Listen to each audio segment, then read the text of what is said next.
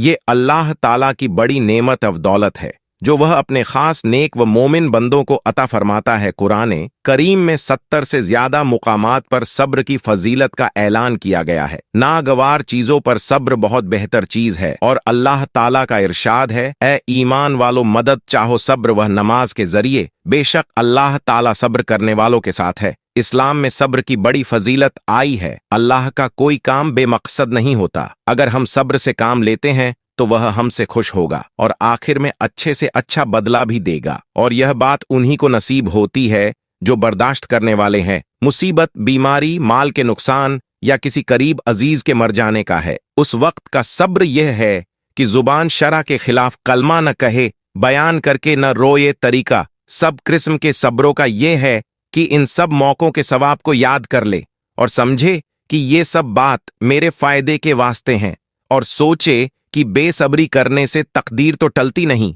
नाहक सवाब भी क्यों खोया जाए। ऐसे में आज हम समुद्री जहाज पर हुई घटना के बारे में बताने जा रहे हैं, जिसे सुनने के बाद आप हैरत में पड़ जाएंगे और सोचने पर मजबूर हो जाएंगे कि आखिर ऐसा भी हो सकता है क्या। दोस्तों, उस समय मलक्का की खाड़ी में मौजूद व्यापारिक मार्ग से कई समुद्री जहाज गुजर रहे थे।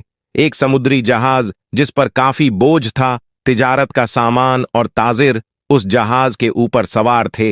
अब सफर के दौरान समंदर में तूफान की वजह से जहाज हिचकोले खाने लगा और बिल्कुल डूबने के करीब हो गया। तो जहाज के कप्तान ने एक तजवीज सबके सामने पेश की कि देखिए, जहाज के ऊपर बोझ बहुत ज्यादा हो गया है। अब हम सबको जिंदा रहना है, तो आप लोगों का कुछ सामान समंदर में फेंक दिया जाए तो जहाज थोड़ा हल्का हो जाएगा और हम आसानी के साथ किनारे लग जाएंगे, क्योंकि हमारी जानें ज्यादा कीमती है सामान के मुकाबले में। सबने कप्तान की बात पर इत्तेफाक किया और सबने कहा कि एक जो सौदागर है, यानी एक जो ताजीर है, वह बिल्कुल नया है और वह काफी सामान अपने साथ लेकर आया है, उसका सामान फेंक दिया जाए समंदर में, तो इससे हम सब डूबने से बच जाएंगे और उसका सामान जितना है अगर उतना फेंक दिया जाए तो हमारा जहाज आसानी के साथ किनारे लग जाएगा। सब ताजिरों ने इस बात पर इत्तेफाक किया, लेकिन जिस ताजिर का सामान फेंका जाने वाला था उसने कहा, मेरे अकेले का सामान क्यों फेंका जाएगा? सब ताजिरों का थोड़ा थोड़ा सामान समंदर में फेंक दिया जाए, उससे नुकसान भी सब पर तकसीम हो जाएगा और सबकी जानें भी बच जाएंगी। लेकिन सब सौदागर ने उस नए सौदागर यानी नए ताजीर के खिलाफ बगावत कर दी और उससे लड़ाई झगड़ा करना शुरू कर दिया। और झगड़ा इतना बढ़ गया कि सब ताजिरों ने मिलकर उस नए ताजिर यानी उस नए सौदागर को उसके सामान के साथ उठाकर समंदर में फेंक दिया और अपना सफर जारी रखा। ताजिर को तो समंदर में फेंक दिया गया। वह ताजिर बहुत देर तक लहरों से लड़ता रहा, आखिरकार थक कर बेहोश हो गया। लेकिन कुछ देर के बाद जब वह होश में आया तो उसे मालूम हुआ कि समंदर की लहरों ने उसे किसी वीरान और नामालूम जजीरे पर लाकर किनारे कर दिया है। वहां आदम ना आदमजाद दूर दूर तक कोई ठिकाना ना था, बस छोटा सा जंगल और पानी ही पानी। सौदागर बड़ी मुश्किल से उठा, सांस ली, यहां तक कि वह चल भी नहीं पा रहा था। वह घुटने के बल गिर गया और कहा, या अल्लाह, इस मुश्किल सूरत हाल में मेरी जान को बचा ले, मेरी मदद फरमा। कई दिन वहां पर ताजिर के गुजर गए। उस दौरान ताजिर ने दरखत के फल खाए, खरगोश का शिकार करके उससे अपना गुजारा किया। उसको कहीं मीठी नदी का पानी मिल गया, वहां से पानी पीता। रात की सर्दी और दिन की गर्मी से बचने के लिए सौदागर ने जंगल से लकड़ियां काट काट कर एक छोटी सी झोपड़ी बनाई ताकि ठंडी और गर्मी से अपने आप को बचा सके। एक दिन हुआ यूं कि जैसे कहते हैं ना, गरीबी में आटा गीला। अब एक दिन वह ताजिर आग जलाकर अपने लिए खाना बना रहा था। अब वो आग चूल्हे की आग थी, उसकी झोपड़ी में लग गई और झोपड़ी लकड़ी की थी और जलने लगी। बचाने की बहुत कोशिश की, लेकिन थोड़ी ही देर में पूरी झोपड़ी जलकर खाक हो गई। अब सौदागर बिल्कुल जमीन पर बैठ गया और आसमान की तरफ देखकर कहने लगा, या अल्लाह, क्यों मेरे साथ ही क्यों सारी मुसीबतें, सारी आजमाइश मेरे साथ ही क्यों? हम लोग भी अक्सर शिकायतें करते हैं कि मेरे साथ ही ऐसा क्यों है, ये आजमाइश मेरे साथ ही क्यों है, ये मुसीबत मुझ पर ही क्यों?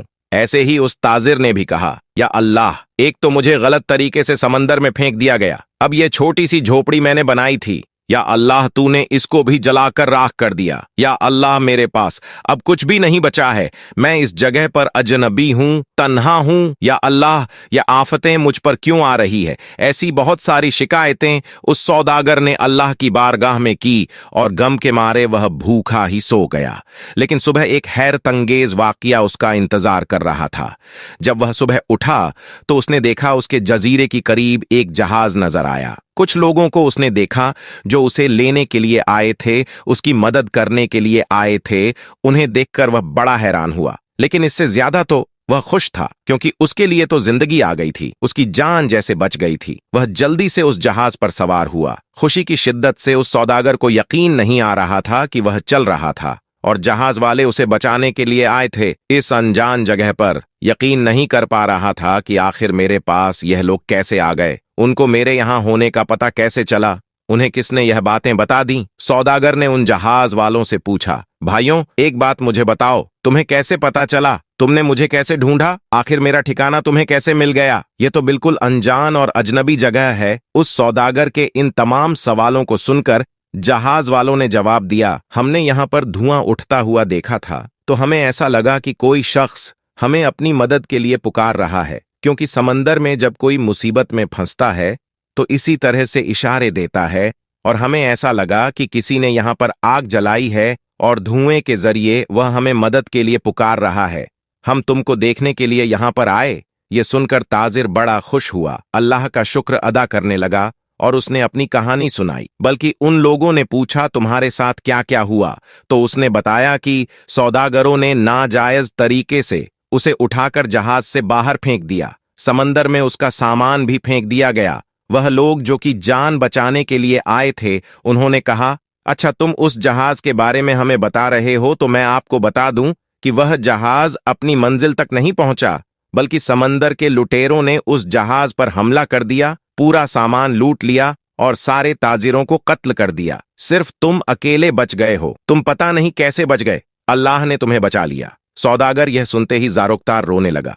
वही सजदे की हालत में गिर गया और कहने लगा, या अल्लाह, तेरे काम और तेरे फैसले सबसे बेहतर होते हैं। तू जो भी करता है अपने बंदों के लिए बेहतर ही करता है। बस हम ही बेसब्री हो जाते हैं, हमारे अंदर सब्र नहीं होता, वरना बाद में तो पता चलता ही है। अल्लाह, तेरा जो फैसला था वह बिल्कुल सही था। मेरे भाइयों और बहनों और दोस्तों, अगर आपकी हालात बिगड़ जाए तो आप डरे नहीं, आप खौफजदा ना हो।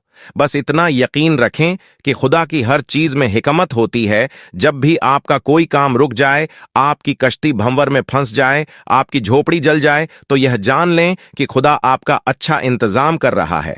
दोस्तों, अगर आप अपने दिल को सुकून देना चाहते हैं और दुनिया व आखिरत के लिए आफियत चाहते हैं, तो सिर्फ अल्लाह का जिक्र करें, क्योंकि ये हमारी शैतान से हिफाजत फरमाता है और हमारे नफ्स को पाकीज़गी देता है। दोस्तों, अल्लाह पर भरोसा रखने का मतलब है कि अल्लाह किसी इंसान पर उसकी क्षमता से ज्यादा बोझ नहीं डालता। अल्लाह पर भरोसा रखने वाले लोग कभी उम्मीद नहीं खोते। ते दोस्तों, अगर आज की हमारी यह वीडियो आपको पसंद आई है और आपने आज की वीडियो से वाकई कुछ सीखा है, तो इसे जरूर अपने तक महदूद न रखें, बल्कि अपने दोस्त हबाब के साथ इसे जरूर शेयर करें, ताकि हम इस वीडियो के जरिए जो पैगाम आपको देना चाहते हैं, वह पैगाम आपके जरिए आपके दोस्त हबाब तक भी पहुंच जाएं। और इस वीडियो को आप लाइक जरूर करें। अगर आपने हमारे चैनल को सब्सक्राइब नहीं किया है तो अभी सब्सक्राइब कर ले और आइंदा आने वाले ऐसे ही दिलचस्प वीडियोस की नोटिफिकेशन के लिए बेल आइकन पर क्लिक करना ना भूले। बहुत जल्द एक और नई वीडियो के साथ आपकी खिदमत में हाजिर होंगे। तब तक के लिए थैंक्स फॉर वॉचिंग।